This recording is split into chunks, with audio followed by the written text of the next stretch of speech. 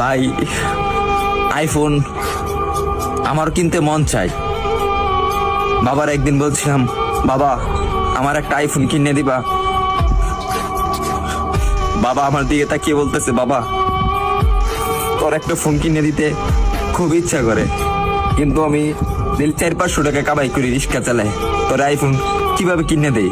ভাই কথাগুলা আমার জন্য বলতেছি না, আমার মতন হাজারো মধ্যবিত্ত ছেলে আছে তাদের জন্য বলতেছি। আরে ভাই আমার আইফোন আছে সেটা আমি মানি, কিন্তু সবার তো আর আইফোন নাই।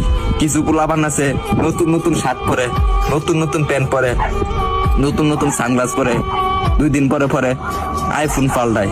তাদেরকে উদ্দেশ্য করে বলতেছি, ভাই আমরা গরিব মানুষ, ভাই আমরা দিনের না দিন খাই, আমরা আইফোন কিনবো ভাই, কারণ 3 বেলা তো ঠিক মতন খাইতে পারি না।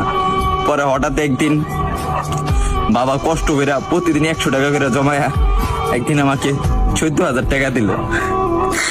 14,000 টাকা দেওয়ার পরে একটা আমি 6S কিনলাম। 6S কেনার পরে আমি ভিডিও শুরু করলাম। ভিডিও শুরু করে এই যে ভিডিও দিতেছি আপনাদেরকে, হয়তো আপনারা ভাবেন যে আমি কথাগুলা বলি লাইক ভিউ পাওয়ার জন্য।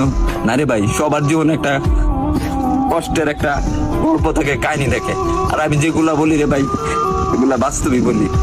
তারপরে ভিডিও করতেছি, আর এখন যখন ভিডিও করতেছি ভালো একটা পজিশনে যাইতেছি, একদিন আব্বুরে বললাম, আব্বু তুমি এই ফোনটা দিছো না, এই ফোনের টাকা একদিন আমি এই টিকটক থেকে তোমাকে ব্যাগ দেবো।